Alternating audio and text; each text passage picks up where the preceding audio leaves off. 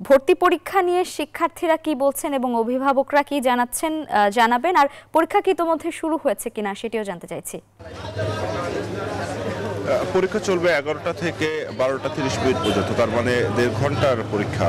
মাত্রই পরীক্ষা শুরু হলো, তার আগে কিন্তু শিক্ষার্থীরা হলে প্রবেশ করেছেন এবং তারা যখন ভিতরে প্রবেশ করেছেন তাদেরকে কিন্তু মোটামুটি বলা যায় যে প্রশ্ন ফাঁস এড়াতে বেশ ভালো ব্যবস্থা দেওয়া হয়েছে।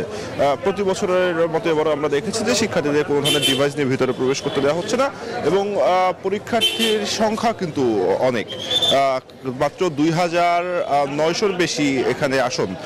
কলা, আইন এবং সমাজবিজ্ঞান অনুষদে সেখানে কিন্তু প্রায় 2 লাখের বেশি পরীক্ষার্থী অংশ নিচ্ছে, তার মানে প্রতি আসনের জন্য 43 জন শিক্ষার্থী।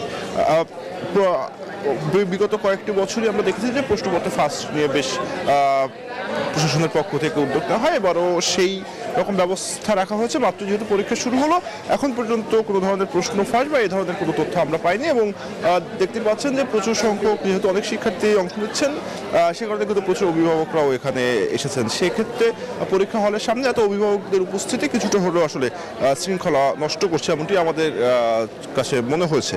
আরেকটি বিষয় একটু জানিয়ে রাখি যে পরীক্ষা কিন্তু চলবে ঠিক 12:30 পর্যন্ত, তার মানে 1.5 ঘন্টা। কিছুক্ষণের মধ্যেই ঢাকা বিশ্ববিদ্যালয়ের উপাচার্য তিনি পরীক্ষা হল পরিদর্শনে আসবেন এবং একই সঙ্গে দেশে 8টি বিভাগে কিন্তু এই পরীক্ষা অনুষ্ঠিত হচ্ছে। তো লাবিবা, এই ছিল আমার কাছে পরীক্ষা কেন্দ্র থেকে সর্বশেষ তথ্য।